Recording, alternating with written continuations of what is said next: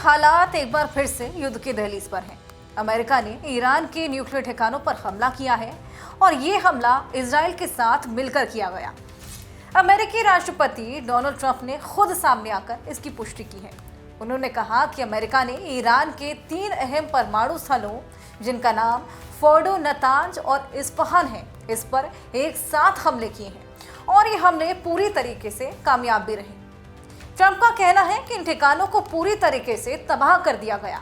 उनके शब्द थे कंप्लीटली एंड फुली ऑब्लिटरेटेड। उन्होंने ईरान को साफ चेतावनी दी, या तो बिना शर्त आत्मसमर्पण करो या फिर अगला हमला पहले से कहीं ज्यादा भारी होगा।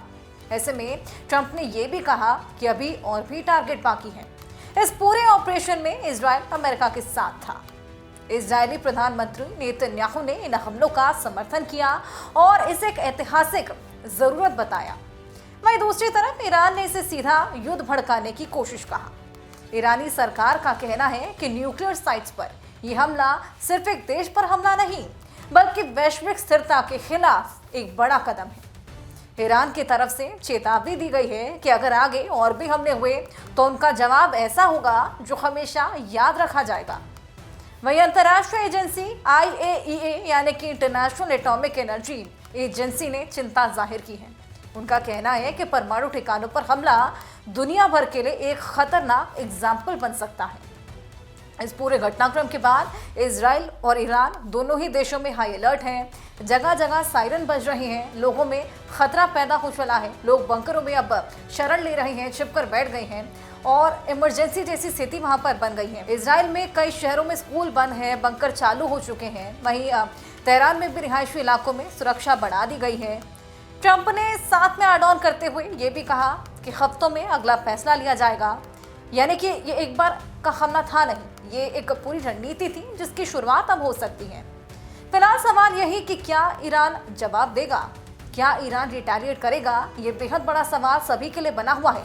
हालांकि रिटेलिएशन की शुरुआत हो चली है। ईरान ने कई ऐसे ठिकाने हैं जिन पर अब मिसाइलें दागना और मिसाइल मेंशन भी की है, वीडियो भी जारी किया है जिसका नाम है खैबर मिसाइल, उसको दागना शुरू कर दिया है। और क्या अमेरिका और इजराइल और भी आगे बढ़ेंगे? जिस तरीके से अमेरिका लगातार इजराइल को सपोर्ट कर रहा है, आकर आगे बढ़कर हस्तक्षेप, जिसको केवल प्रोवोकेटिव हस्तक्षेप कहा जा सकता है, जहां पर शांति बहाली नजर भी नहीं आ रही। अब अमेरिका ने जिस तरीके से एंट्री करते हुए तमाम हमले दाग दिए हैं, देखना होगा ये कितना ज्यादा और एस्केलेट होता है, क्योंकि कहीं ना कहीं ये अब वर्ल्ड वॉर 3 की स्थिति उत्पन्न कर रहा है और ये परमाणु हमले में भी तब्दील हो सकता है।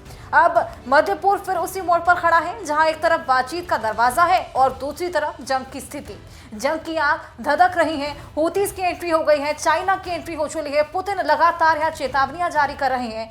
देखने वाली बात होगी हस्तक्षेप कितना काम आता है। वहीं ईरान ने भी तमाम इस्लामिक कंट्रीज से गुहार लगाई है कि वो उनको पावर दे, क्योंकि ईरान यहाँ पर कहीं ना कहीं वीकन होता हुआ नजर आ रहा है।